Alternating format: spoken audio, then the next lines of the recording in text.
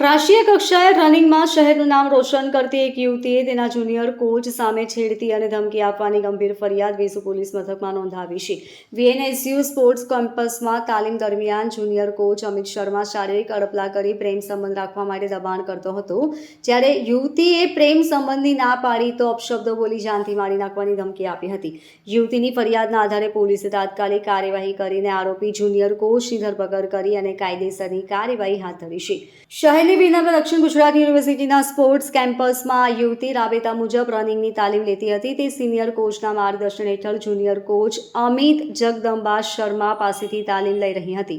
ફરિયાદ મુજબ તારીખ 10/7/2025 થી 1/9/2025 સુધીના સમયગાળા દરમિયાન જુનિયર કોચ અમિત શર્માએ તાલીમ આપતી વખતે યુવતી સાથે અયોગ્ય વર્તન કર્યું હતું. યુવતીએ આક્ષેપ કર્યો કે કોચ દ્વારા તેને તાલીમ આપતી વખતે સતત શારીરિક અડપલા કરવામાં આવતા હતા અને પ્રેમ સંબંધ રાખવા માટે દબાણ કરવામાં આવતું હતું.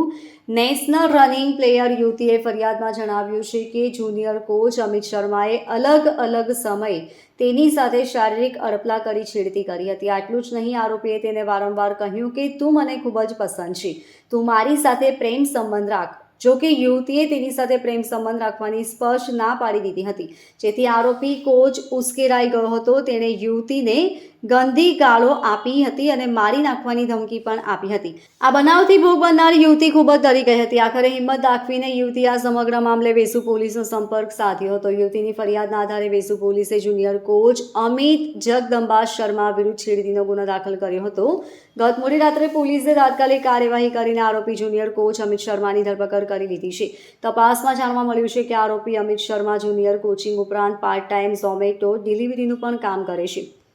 वेसु पुलिस स्टेशन में 3 नवंबर 2025 के रोज एक महिला फरियादी ने ऐसी अर्ज की कि वो एक प्रोफेशनल एथलीट हैं और वीर नर्मद यूनिवर्सिटी में रनिंग की कोचिंग लेती हैं और वहीं पर उनके साथ ही रनिंग प्रैक्टिस करने वाले एक पुरुष के साथ, जिसके साथ उनकी 1.5 साल पहले जान पहचान हुई थी और मोबाइल पर कभी कभी बातचीत होती थी, उन्होंने पिछले 2-3 महीनों में जुलाई से लेकर सितंबर के बीच में कुछ एक बार छेड़खानी करने की कोशिश की और धमकी दी.